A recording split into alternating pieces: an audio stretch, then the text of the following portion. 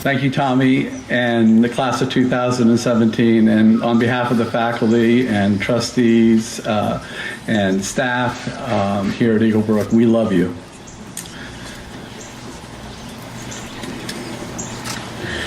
Your class leaves behind fond memories as you head off from our mountainside for one last time. We will long remember your kindness to everyone in our community. Although you are young, you have grown up here, matured beyond your years, a tight group who's made the Eaglebrook community your family. You are an 86 band of brothers and a sister, interconnected, not noticing who's national, who's international, who's day, who's boarding, who's boy, who's girl, who's a one-year student, or who's a four-year Gold Eagle.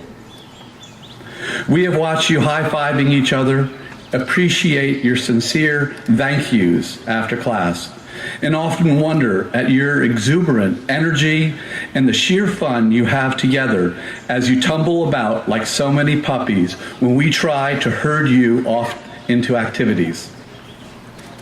I love life as an Eaglebrook student, one of you told me. You took to heart the role of sixth form leaders and all the responsibility that goes with the job. Although one of you, thinking about his carefree fifth form year, did say he dreaded returning to school this September. I'm not sure I'm ready to be a leader, he told me. He discovered he was a natural just by being himself and being open and friendly to everyone. Each member of your class sets high standards for the younger students to copy. They saw you in the library getting your homework done. They noticed your sportsmanship during games, and they appreciated that you reached out to include them.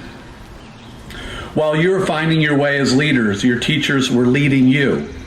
Over and over, they put you into situations where you could flourish, and you took advantage of their trust and made them proud. They watch you take ownership of the ideas in class and have the right words to speak what was on your mind. You got into hot debates, often looking at situations from different angles, refusing to accept one answer. Your teacher sat back and listened as you suggested alternative ways to solve a problem.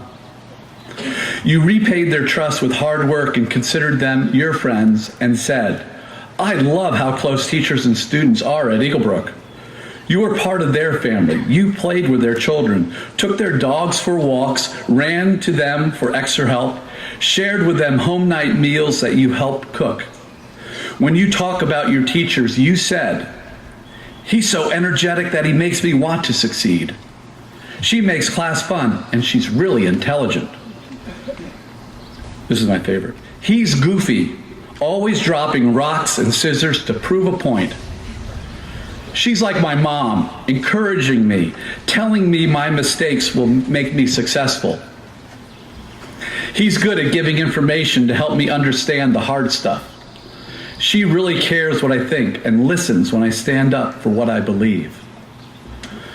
You are discovering who you are, how to think for yourself, how to be true to yourself. Unusual for 14 and 15-year-olds who find safety in being clones of friends. One of you told your teachers, I'm trying to be the best me that I can be. Then you thanked him for giving you time and space and freedom to find an all-consuming interest you had. Some of you discovered that you loved debating. Others found pure freedom on your mountain bike. Some became another person acting in a play. In sports, classes, the arts, music, your assemblies. Your individualism came shining through. There's a unique vibe radiating out of every Eaglebrook student, one of you said to me. Your individualism made you better friends. You admired your friends' accomplishments, and they admired yours. You spent free time hanging out together, and you loved the fact that you were living with your best friends all of the time. You knew that you could depend on one another. We saw you on a winter evening sitting around the Commons room laughing until your sides hurt. On a warm spring afternoon, we found you outside on an infirmary field playing games, competing friend against friend. You along remember camping out together in the woods with no bedtime and all the food that you could eat, and how you laughed together at silly jokes, and how as the night grew dark and the campfire turned to embers, your conversation turned serious, and you talked on, thoughtful and serious, until almost dawn. The natural world around Eaglebrook is part of who you are. You got up at 5 in the morning, some of you did that at 4 this morning, I heard, to watch the sunrise from the rock. There's a little fog this morning. On warm evenings, spring and fall, you enjoyed the quiet around you, sitting on the hillside, watching as a setting sun turned the whole western sky to bright red. Sometimes on moonless nights, you looked into the darkness for shooting stars.